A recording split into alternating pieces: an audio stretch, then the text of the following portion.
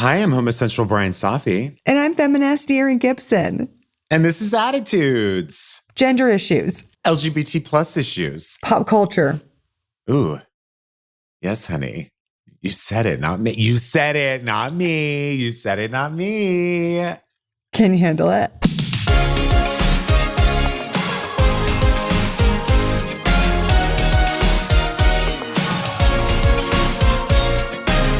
Well, What did I say? What did I say? no, it's not what you said. It's How I said it. Yeah. Anyway, how are you? Oh, thriving. Yeah. Yes, absolutely. You're in thriving. Santa Fe. I can tell. Oh, yeah. I'm against my witch wall. Yeah. you Against can my see. wishes, against my witch wall. No, you're there for your wishes. Are you happy to be back home? Yeah. Yeah, I'm happy Good. to be back home. You know, it's just back to normal, which is good. And also, like, I don't even want to show you the stack of fucking mail I got to go through. Been gone for 8 months. Do you know how much mail comes? Do you have your mail? The last time I had my mail stopped, there was fraud involved. And my mail I recall. ended up being forwarded to somebody else. And Stephanie was trying to convince me to put on a little Orphan Annie wig and like go investigate, basically. And did it ever get cleared up? It did get cleared up. And because what they do, they try to get credit card offers from you to like get all your information, open credit cards, and then move on with their lives. But none of that happened. It was just an inconvenience. A major inconvenience and fraud. Fraud. Which is, you know, TBD if that's a crime anymore. Considering we know have that it is, criminals running our country. I mean, I barely cared, to be honest. You cared enough.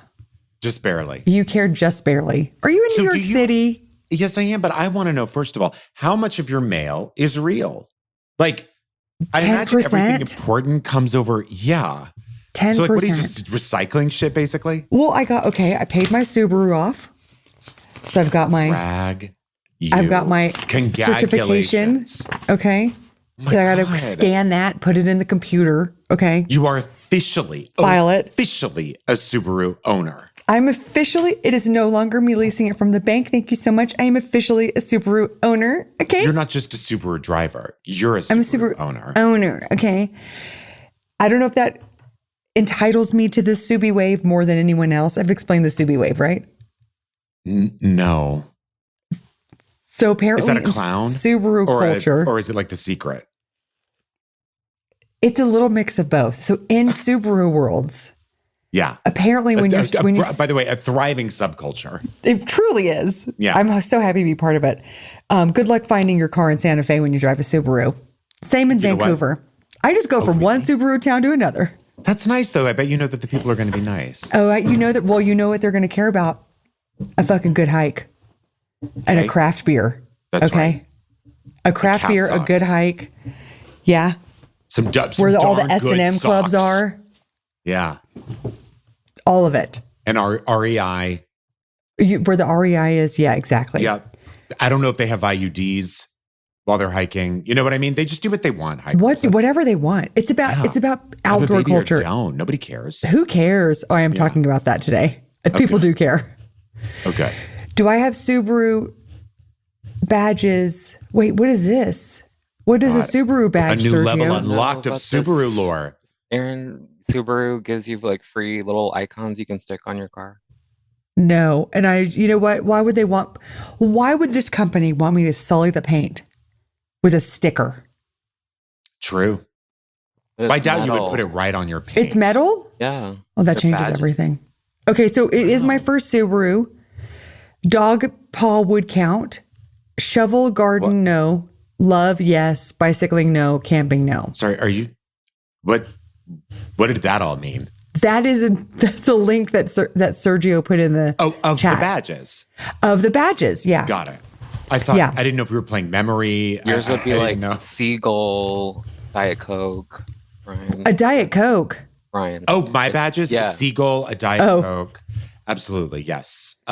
Spray tanning. Yeah. Yes. Uh-huh. So go ahead and tell me about Subaru. French braiding your pubes. Exactly. That's one that's a real thinker. You got to notice to recognize it. Well, yeah, you have to really get to know me to know my, what my hobbies are. The Subie wave is apparently in subculture of Subaru. When you see someone else driving a Subaru, you're supposed to wave. I don't know how anyone has the time in Santa Fe or Vancouver, but you're supposed to do it. And I only know about it because Ollie found a subreddit on Subarus, and someone was ranting. Is that hysterical? Subaru subs? I'm a Subaru Dom. Fuck yeah. That's my new handle for whatever the new thing is going to be. You know, TickX. Sure. Instafote, whatever. That's my new one. About it. Yeah. Claw machine games. The hottest new social media trend. How does that work? So what does the Subie wave look like? It's just you just wave to someone who has a Subaru. You're in a Subaru, they're in a Subaru, you wave. Isn't that the Subie wave? Anything these days? You really can. But I don't want to wave at everybody driving by. It's a safety issue. How am I supposed to drive? Two hands on the wheel? So my friends and I have a thing where we wave when we're drinking San Pellegrino. To where? It's so fun. Huh? To what? No, if I see Who do you wave to? No, if I see someone drinking San Pellegrino, I wave at them. I wave at them. I love it. And do they know? Fun. Are they in on it? Then we go have caviar at Caspia. Why wouldn't we? Where the hell's Caspia? It's a restaurant on the Upper East Side of New York that on the way out, instead of giving you matches, they do give you matches, but they also give you a Lucy. And is that some kind of drug? No, they literally, as you leave, there's a bowl of loose cigarettes. You can just take I'm so in. And they give you a lighter after you've just eaten this really elegant meal. I mean, that's what you're supposed to have a cigarette. Don't you remember smoking? So true. They're very pro-smoking. Don't you remember smoking, Brian? Remember when we used to be smokers? We were smokers together. That was what we based our friendship off of, cigarettes. It was. We were like, do you smoke? Cool. Fuck you yeah. too. Me too. Yeah. Anyway. When was the last time you felt like you saw someone smoking and you're like, God damn, I want that in my mouth? Can I be honest? Never. You never look back? Never. Only occasionally in a movie, if someone is hatching a plan. Now, if there is a plan to be hatched, if there is a crime to be committed, I understand the smoking of a cigarette. And then I think it's glamorous. Because it's glamorous. It's seedy. It's in the alleys. You know what I mean? If it's like, like a film noir and I come in and I'm like, I'd like to order the murder of my husband. Like if it's body heat. You know what I mean? I love people just come in and say what they want to detective offices. I guess they don't really do that. First, they manipulate you got to beat around the bush a little bit, right? You do. I'm looking for a man who might be able to find a way for another man to hit the bricks. Yeah. Hi, if I show you a little leg, a real thick, wet leg, and I slop it on the table, what would you do for me? How do you feel about a woman in a hot shoe? How do you feel about a woman who's been clomping around all day in a wet shoe? I've got the dustiest pussy this side of the Mississippi, and I'm looking. You in or I'm looking to rectify that. Absolutely. It's August, midnight, 98 degrees, slopping wet. What are we doing on the 14th floor of a downtown LA building? You ask me. With all the windows closed, smoking cigarettes. Listen, do you want to F me or not? How many sexes are we going to have tonight? You don't even know what I want. I don't even know what I want. All I know is I want to wrap these delicious hot dog legs. These hot dog all around legs. All around your sweaty tobacco-stained face. That's all I know. That's all I know. And then later, if you decide you want to pull a gun out and walk over to my home and kill my husband so I can have all his money, then that's a different conversation. But right now, all I know is the mosquitoes are buzzing and so is my butthole. Listen, I'm going to level with you, okay? This bussy isn't here for fun, okay? This bussy is here for buzzy, aka business. You understand? So the business of the bussy needs to be first the business of killing my husband for all the money, and then you get the bussy. You do understand, sir? I'll give you a deposit, all right. It's my taint right on your nose. First, and then there's more where that came from. If you do the job right. First, I'm going to sit on your face, and then we're going to watch Frank and Weenie. And while we're watching, Frank and Weenie, I'm going to tell you all about my plan. Okay? My plan, murdering my husband for his money. I watch Frank and Weenies while I rub against your Frank and Weenie. And I dare you to get through the details of doing in my husband.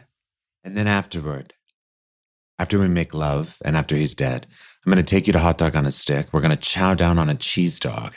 And then we're going to keep the sticks, light the ends of them, and pretend we're smoking. Pink's isn't just a hot dog chain. It's what the inside of my pussy looks like. You're going to find that out much more after you kill my husband for all of his money. I'm going to level with you. I don't know how long the insurance takes to pay out, and I don't care. No, I don't either. And I can't, honestly, I don't want to seem suspicious, so I will probably wait 6 months. But in that time,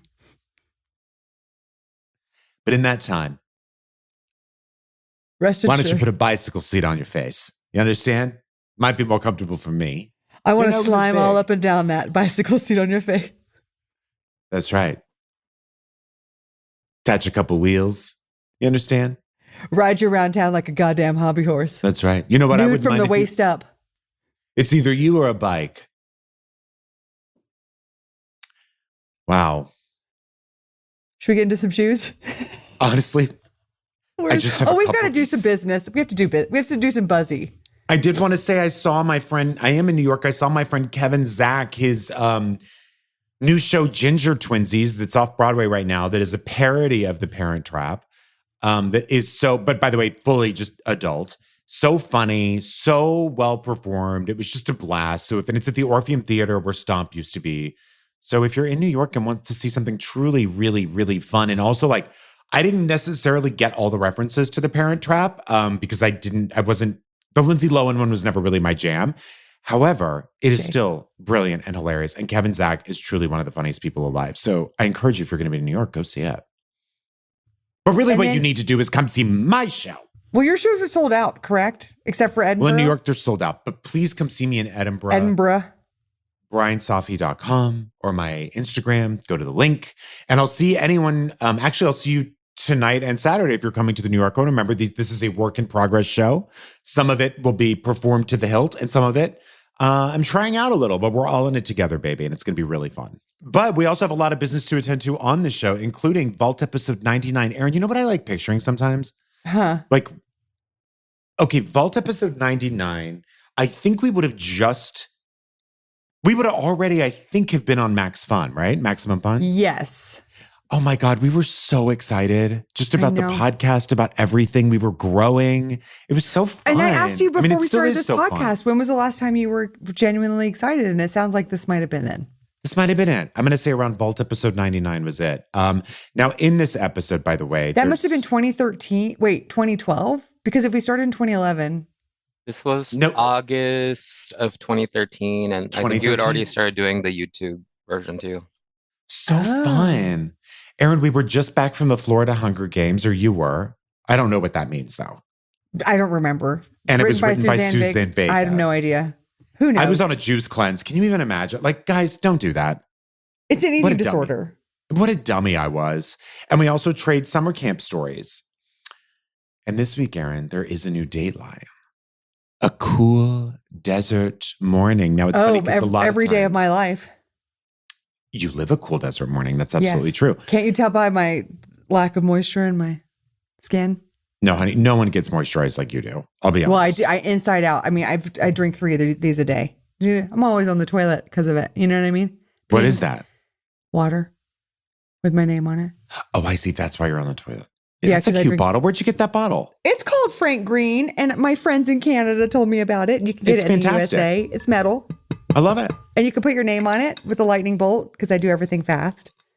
Do you want to know? I do everything fast. You hear that? Everything. Okay. Who can have sex in under 15 seconds? Me. You. That's like, are you like Faye Dunaway in Network? Remember, she can only climax when she's talking about how the numbers are doing on the show she's producing? Well, that just takes time. And I have time. I have things to do. That's right. That's right. Also, someone on my show who's a lesbian asked me how many orgasms I could have in a sexual situation. And I said 1. And then she started laughing and she said, I can have 10. And I said, who has the time? Freak. And she says, I can do it in 15 minutes. And I was like, I need to know more details. Wow. Why would you ever do anything else? I would never leave the house. Yeah. I would never leave the house. Obviously. Yeah. This week or the bathtub or wherever you have to sit in order to do that in a clean way. I don't know. Forget it. We're in Henderson, Nevada, the second largest city in Nevada after Aaron. Reno. Right. So close. Las Vegas. We do this twice. Bloodshot Eyes and Private Eyes. Rock songs in Italian. Ooh. A Cool Desert Morning has it all. So go to patreon.com/attitudes for that. You can also go to our YouTube and get the first act of our video episodes every week for free. Just find us by searching Attitudes Pod. Should we get into some shoes? Yeah. I do want to encourage everyone. I don't know if we do it enough. Sergio, I almost called him Surgery. No, yes, Surgery, our producer. Our fabulous producer. Sergio is just a slam dunk on our socials. If you're not following Attitudes Pod, you're really doing yourself a disservice. And I'll also say to follow his own Showtime Chamaco. Hop on there. He released 3 videos from episodes this week. Like he cut together the most brilliant stuff. Sometimes he puts himself in the social media videos. And this week he did it with my experience in Boston and of all the mean people there. And he also included in the seagull video from last week, a seagull laughing. I'm just amazed at how he did it. Sergio, did you come across the video of the seagull in London who walks right out of a Waitrose with a sandwich? No. I think it's a Waitrose. I just told Brian I was just Googling green screen seagulls and that laughing one popped up. And I was like, well, I'm going to put that one in. Why wouldn't we? I got to tell you, even English seagulls are snobby. Oh. Waitrose is a nice store. Yeah. Wait, can I tell you the best thing that's ever come out of Britain? Sure. Earl? You know, I am about to do a show there, so tread lightly. Great. In London? No, not in London. Well, if you get the chance to wrap your mouth around this, it's Earl Grey jelly for toast. Wow. It is. Where did they get it? I won't be in London though, but maybe I could bring you back some. Maybe they sell it in. It's the tea place. Fortnum and Mason. Yes. Fabulous. Them. Because I got it when I stupidly went to Claridge's. Isn't that the fancy hotel? Yeah, there? the fancy hotel, yeah. Not worth it. One of them. Okay. Not worth it. All right. I'd rather stay at the Ace, sue me. Good to know. But they had it there and I've been obsessed with it. And I finally found a place that can ship it to me in Santa Fe. But it's hard to get and it's so good. Yum. It's so good. I would put it on ice cream with pistachios if I had that. Those Is things you literally in front of me. just described the ice cream I would probably like the least in this world. But hey, to each his own. Yeah. All right, Aaron, I want to do a little Back to the Future rewind for a second, but not in a fun way at all. Okay. In February of this year, just 5 months ago, we discussed it right here on the Attitudes podcast. The NPS, the National Park Service, went into full revisionist mode on the Stonewall National Monument website.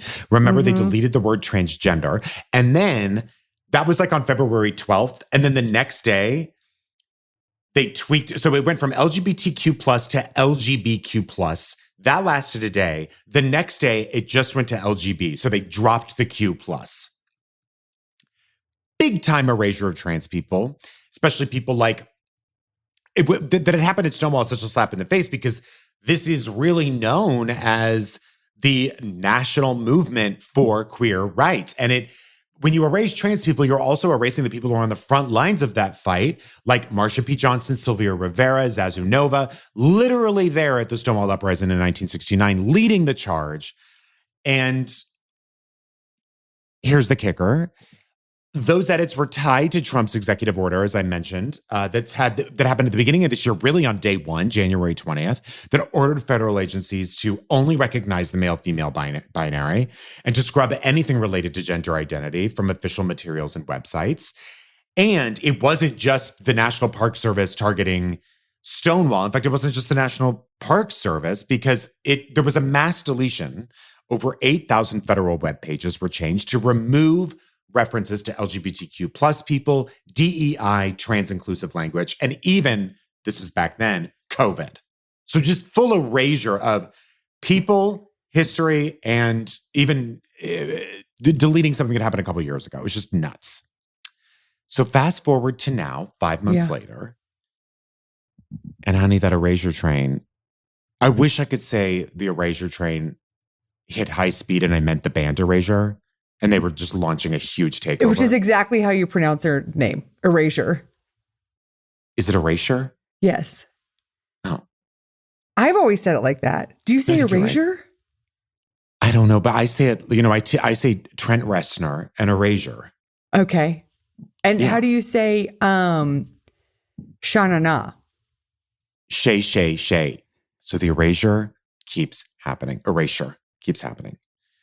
So it turns out in late May, right before Pride Month, the Stonewall National Monument, the website run by the National Park Service, deleted mentions of bisexuality.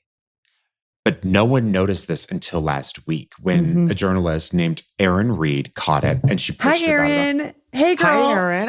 Sister. You two should live together for a while with Jack Hay. I always say I want to live with a bunch of Erins. Yes. There would be nothing better in life than to live with a bunch of Erins. And you could all run errands. Yeah, exactly. So Erin Reed caught this. She posted about it on her Substack last week, and that's when this came to light. Because this is how stuff gets chipped away at. They do it to where you're not going to notice. Like, let's be honest. How many people are on the National Park Service that often? Website. Me, every day. Oh, good. Some people look at porn sites. I look at the National Parks Department site. Gotcha. Of course.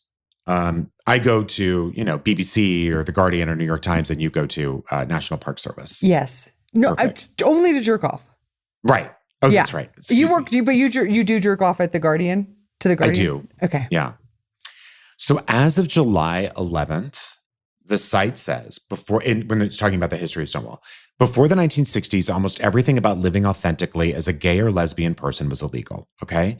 But just a month ago, it said before the 1960s, almost everything about living openly as a lesbian, gay, bisexual person was illegal. So now it says gay and lesbian person. Before that, it said lesbian, gay, bisexual. And before that, it said LGBTQ+. So just gone like a Magic Castle magic trick. Uh-huh. No more bisexuals mentioned in this. By the way, do you know of something called the Wayback Machine? Yes, where you can look at the internet from the past. I had no idea this existed. I'm stunned. You think you've scrubbed all your problems from the internet, but they are there.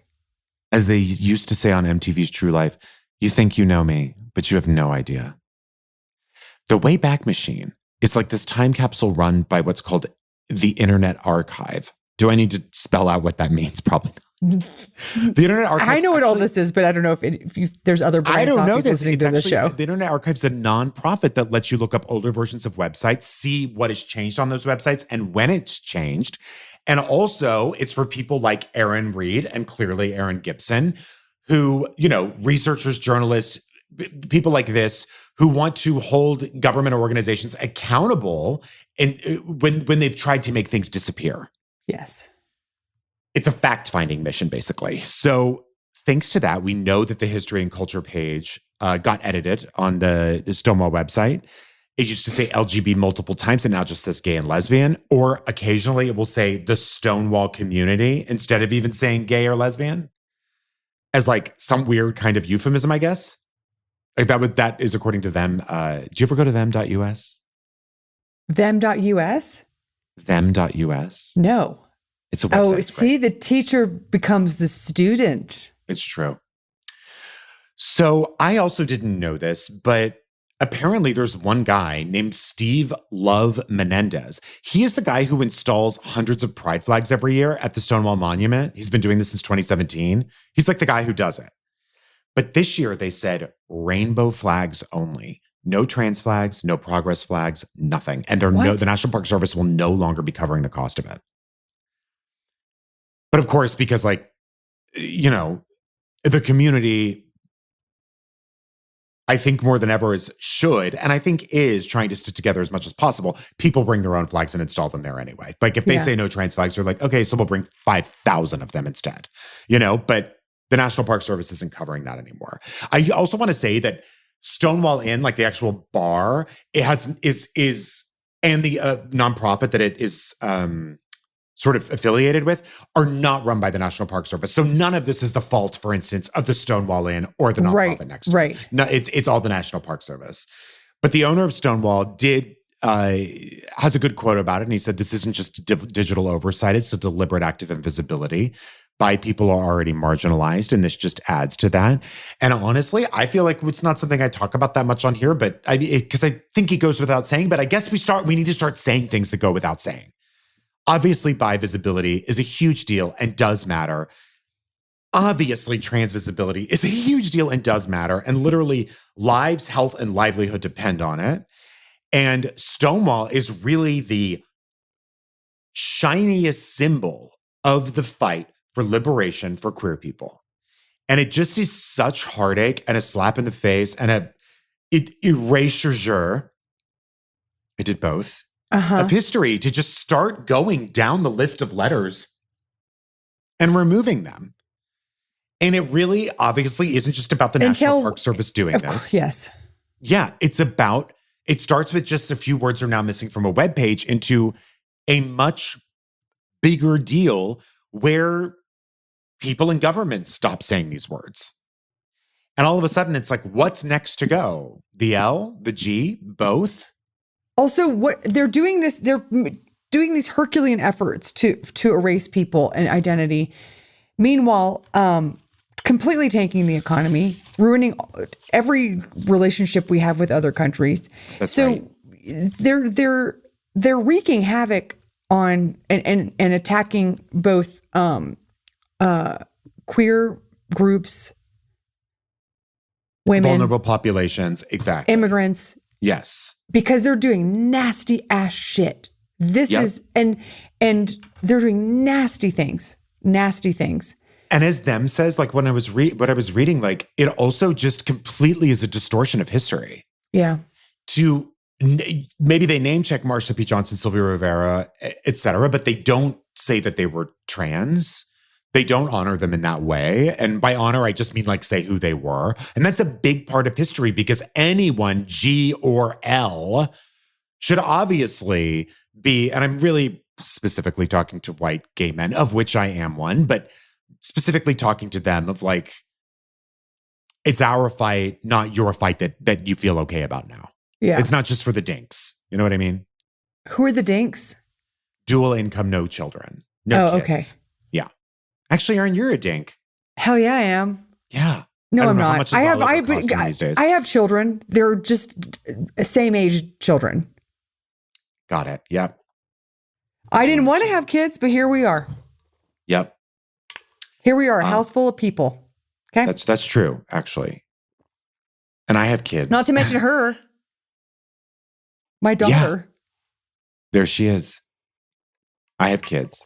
And Teresa, right here. You know? Oh, yeah. I've got all my children. Beautiful. All your children who just hang on walls and stare. Yeah. Well, they're frozen in time. I did it. Can I say my joke? Yeah. I've got kids. Do you want to guess? Do you want to guess what kind of kids? Yeah. What kind of kids? Like goats? No. Oh, that's funny though. That is good. No. Think something shiny. Oh, money? Yes, in that vein, but something shinier. Think engagement.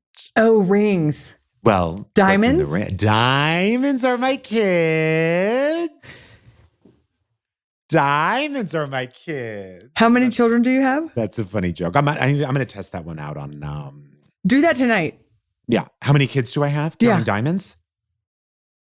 None. Yes.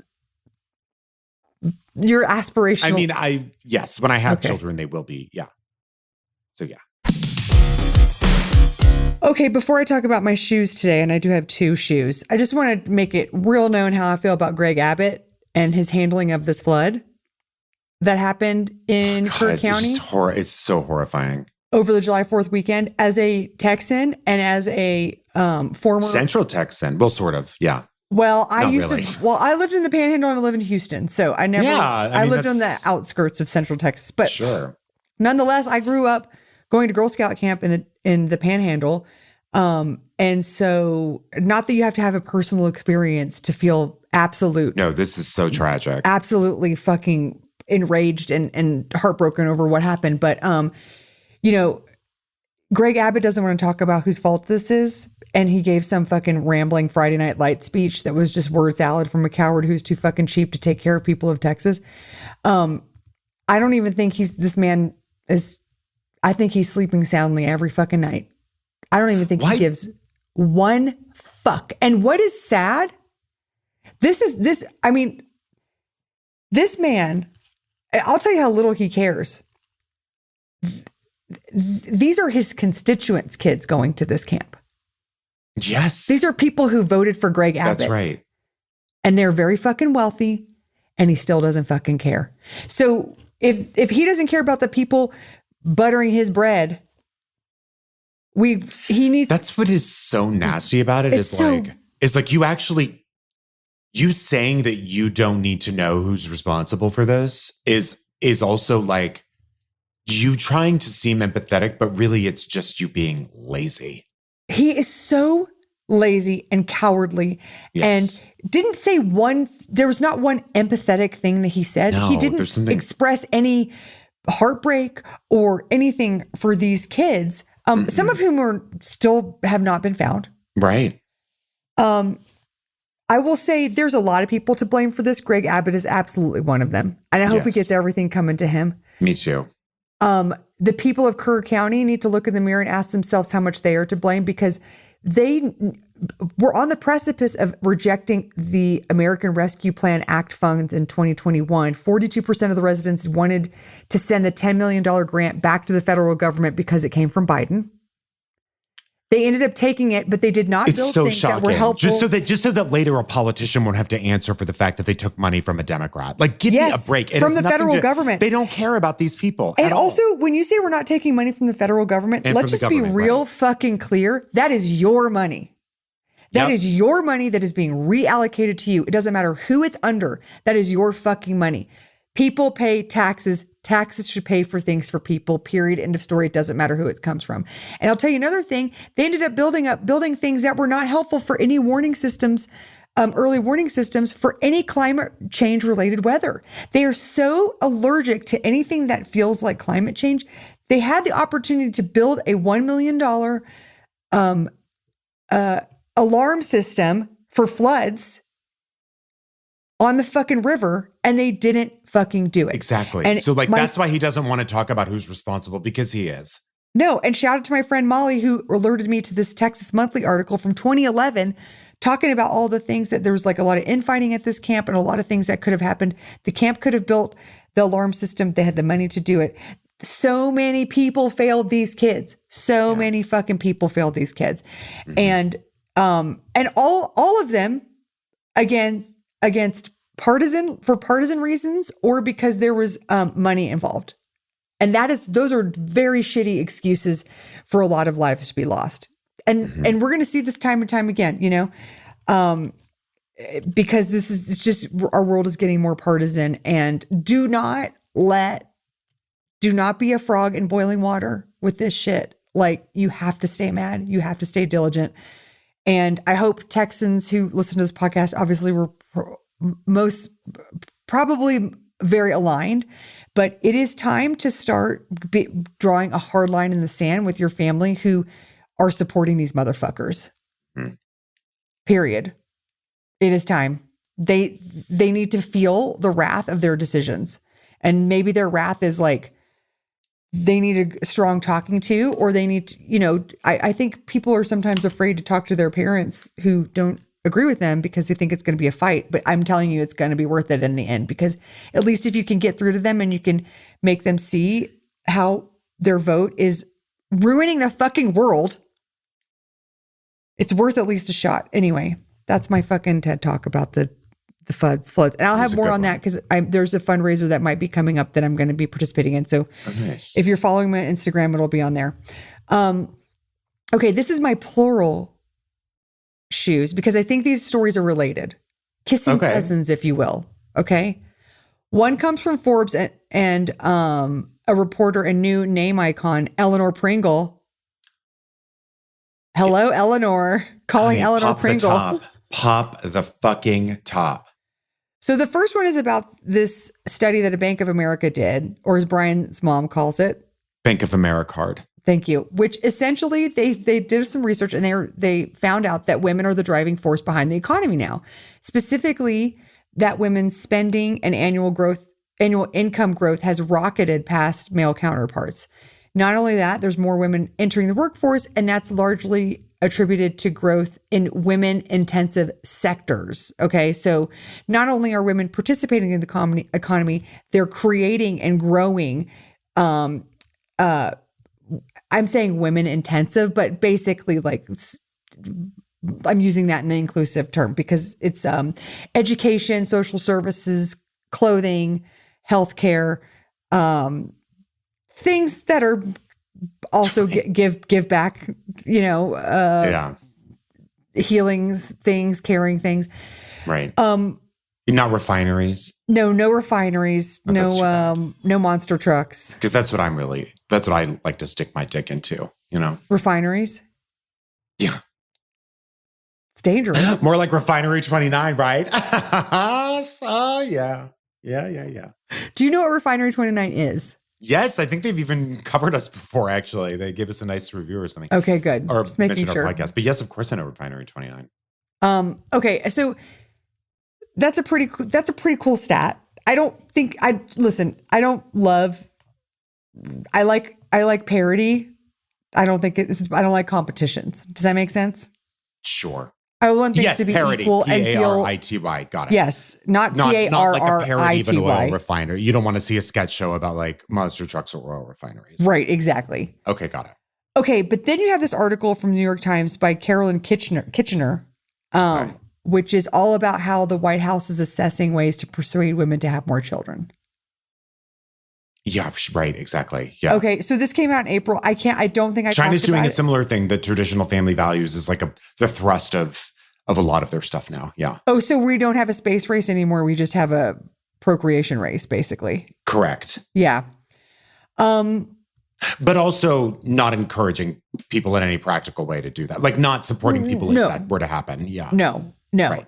And America's birth rate is declining, and I say, so the fuck what? We have 3.7 billion more people in the world since 1980 when I was born.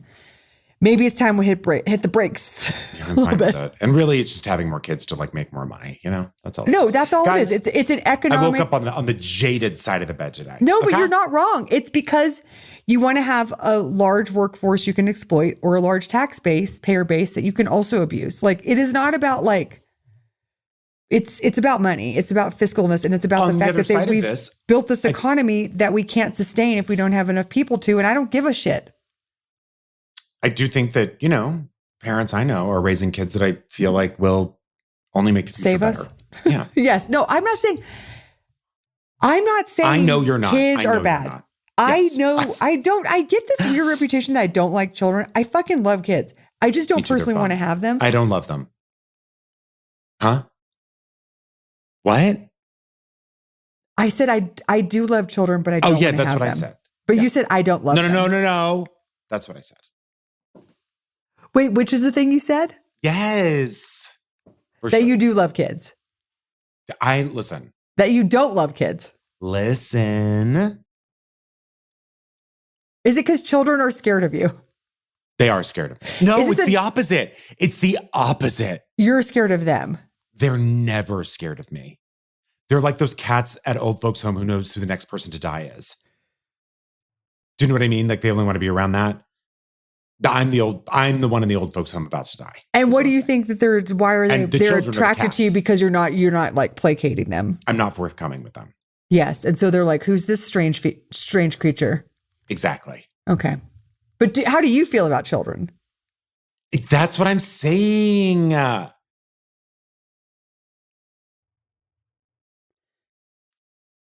I think if you want to have kids, I fucking go. I'm so supportive. I had dinner with my friend last night and her daughter and my other friend's niece, and they were so delightful and joyful. And I love kids. We need them. But do we have to maintain our status quo when we're choking the planet during sex? Do you know what I mean? Yeah, I do actually. Like, let's not autoerotic asphyxiate the world. I agree. Okay, so there's this woman, she's a proto-natalist, Simone Collins. You've probably seen her. She's like trad wife. She used to be like a San Francisco tech person who didn't want children, and then she met a guy, and she has. And now she's like, quoted, why don't I erase my own identity for him? She was quoted in the Washington Post as saying, "I'm happy to die in labor." Like, sees this as her. That is actually one of the most shock jock 2025 things I've ever heard. I know. She's inching her way towards 10 children, and she has, because of a complication with her first child, she has to have a C-section every time. So it gets more dangerous every single time, which is why she said that. I think it's very strange to be pro-child and then to be like, yeah, the best thing I could do is die and leave them all without a mother. Yeah. Like, it's very bizarre. Yeah. Anyway, so she was tapped by the White House to give them some ideas on how to encourage people to have more children. One of the ones that she came up with was to bestow a national medal of motherhood to mothers with 6 or more children. Now, I'll tell you what mothers of 6 don't need is a fucking plaque. Yeah, they need like how about a state-paid babysitter? Childcare, yes. Food. How about the ability to shit diapers. on the toilet in peace? Yeah. They need a giant white noise machine. Yes. How about like fucking someone to take the kids for 1 fucking hour so they can have a break? They just need each of their ceiling fans needs to be indoor helicopter blades so that they can't hear a thing. But what is the upside of having this many kids? I don't know what it is. You're not living on a farm. A lot of these proto-natalists are so fucking wealthy. I mean, Ballerina Farm, all these trad wives, like, to me, we have conflated. Well, you have to be. It's very expensive to be a trad wife, truly. It is fucking crazy expensive. Yeah. Do you know, per year it costs about $30K. A kid costs about $30K a year, 16 to $30K, depending on where you're living. So what's a fucking plaque gonna do? I agree. And if you don't have the money to raise these children, it's weird. It's this weird thing. It's like, first we had the Kardashians and now we have trad wives. Mm-hmm. It's a weird, like, I want to be rich and this is the way to do it, to emulate it. I'm going to have these kids. I'm going to make my own butter. Mm-hmm. Anyway. Also, there's this initiative to give $5K baby bonus to people having kids, which I doubt will be easy to cash in that fucking coupon, because what agency is even going to be left to dole this out? And $5K, as I mentioned, if it costs $250,000 to raise a child over its lifetime till it's 18, till it graduates high school, $250,000. $5,000 is a fucking nothing. No, it's nothing. Nothing.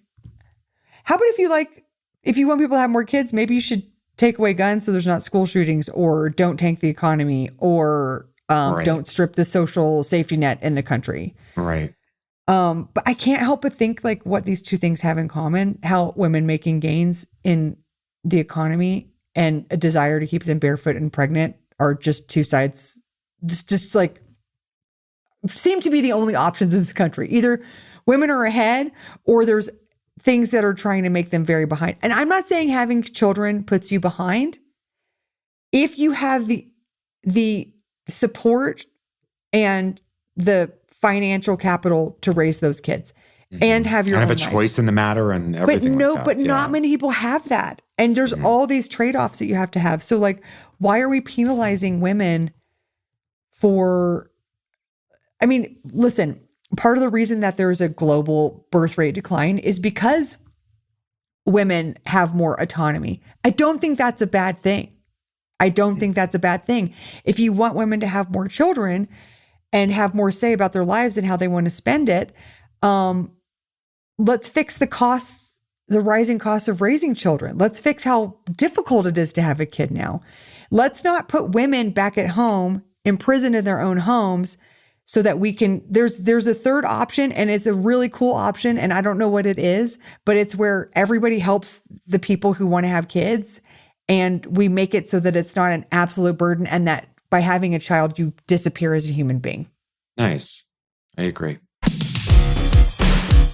Listen, okay, so so Smile Chateau live from Yonkers presented by the Slipper Club. You can do it. Smile Chateau live from Yonkers presented by the Slipper Club is something where we talk about some good things happening in the world. Sergio provides the content, we deliver the message. A federal judge issued a temporary restraining order on July 11th, prohibiting DHS from unconstitutional immigration enforcement in Southern California. Yes, I just read about this. Yes. It bars ICE from arresting people without a warrant or reasonable suspicion. I can't even believe we live in a world where that has to be barred. Like, what is this? And it stops the stopping of individuals based on race and ethnicity. And just want to shout out again that for assistance and resources during all of this horrible raiding, visit the Coalition of Humane Immigrant Rights at chirla.org, CHIRLA.org. Sergio, you have a Smile Chateau recommendation? Yeah, do you want to get in there? Yeah, so I wanted to go see a movie, and I forced my friend to go see this new Superman movie. And I want to see it. It was good in a bad way. I don't know. Did you watch Madam Web? No. No. I know about the spiders thing. Like, it's the same kind of vibe. Spiders. If you liked laughing at Madam Web, you'll like laughing at Superman, because there's just a lot of ridiculous moments. Apparently the comic book nerds love it. I was shocked it was at 85% when I walked out of the theater on Rotten Tomatoes, because there was just a lot of wild moments. I do love James Gunn's direction, and there's a lot of fun. Like, he brought back 5 Years' Time by Noah and the Whale for an incredible fight scene. That was my favorite part of the movie. He brought back what? You don't know that song 5 Years' Time by Noah and the Whale? 5 years' time. You don't know that song? Oh, yeah. It goes 5 years' time. Noah and the Whale. Yeah, that's how it goes. Yeah. But I really just wanted to see it because I knew it would piss off Fox News, because I did see that reaction. Going crazy that they're framing him as an immigrant, which has been the Superman storyline the whole time he's been around. Please. But yeah, it's a fun time. Space Dog music. Oh, cool. I know that song. That music. Yeah. Hey, babe, get on over to NASA. Bark, bark, dog in space. Send another up. Now they're the space dogs. It's everywhere dogs want to be is space. That's true. Because they have a choice in the matter. Yes. We have some beautiful comments from our Patreon. Molly Elliston says, not to be the lesbian who's written gay male erotica, but Nothing But a Good Time was Poison, not Motley Crue. That's on Erin. Oh, no. She's the one who knows the metal band. I absolutely got that wrong. And as a former Ohio dirtbag in middle school, I should have known better. It's okay, Erin. Emily says Brian's bunny versus Caesar salad story combined with his shriek in reaction to seeing a seagull's face dredged up a memory from middle school when I went to the beach with a friend, and at lunchtime a seagull swooped in and snatched my friend's barbecue chicken right out of her hand, tinfoil and all. Savage. Now, if you live in Brighton or you've been to Venice, Italy. Oh no, Venice. You know the seagulls are ruthless. Had a full fucking sandwich grabbed out of his hand, like immediately. It was crazy. Especially in like St. Mark's Square, forget it. Yeah, no, don't do it. Don't eat food outside in Venice. You'll regret it. Charlotte says Brian is, hi Charlotte, by the way, I haven't seen you in a minute.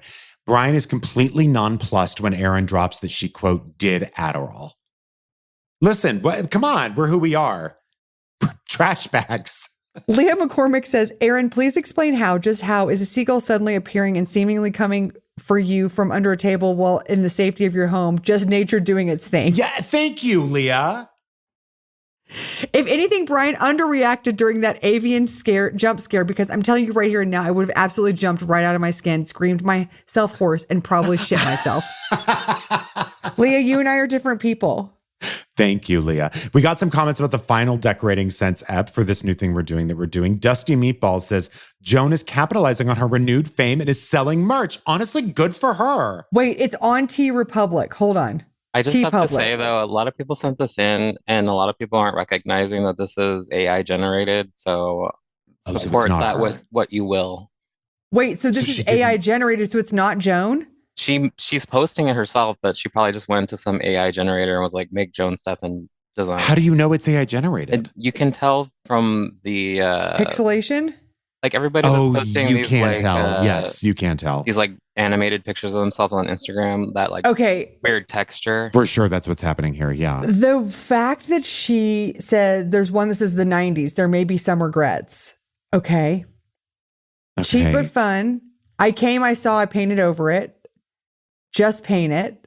Joan made me do it. Yeah, these are very AI generated. You're right. First I said, how can you tell? And then I looked and you can tell for sure. Well, Joan, you're a good host. Hey, it's going to a great cause, which is Joan's cause. That's right. C says they want to pitch a new segment, Brian's Junk Mail. Well, because of your NFL thing? Today. Yes, God. I actually don't want to talk about that. Andrew Gethin says we finally found Kathy Shelley Miscavige. So true. Derek Martz, there's something so bleakly symbolic about the Statue of Liberty's robe and accessories without a person in them. Yeah, there is. Jacob Otter says, if I could recap, this show is lesbian adjacent hairstyles, denim vests, inoffensive and yet at times passive aggressive banter, and painting floors and all manner of surfaces in a palette of months rotted tropical fruits. Also, we hung many things for absolutely no reason. Work. Months rotted is great. And then Keep or Seep says Slipper Club, new Patreon level. Not a bad idea. I love that. Slipper Club? We love the Slipper Club. Oh my God. Lady Attorney. Oh, sorry. And all of that, I was just reading our business. And all of that was Smile Chateau live from Yonkers presented by the Slipper Club. Thank you to everyone. You should go right on Patreon and listen to Brian's Dateline, A Cool Desert Morning. It's up for the $10 plus tiers.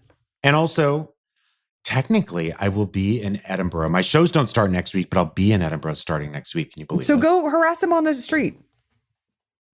If you see him. Right. If you see Brian, don't say hello. Just come up and say, what's up, you dumb bitch? And see what happens. Yeah. Great idea. Great idea.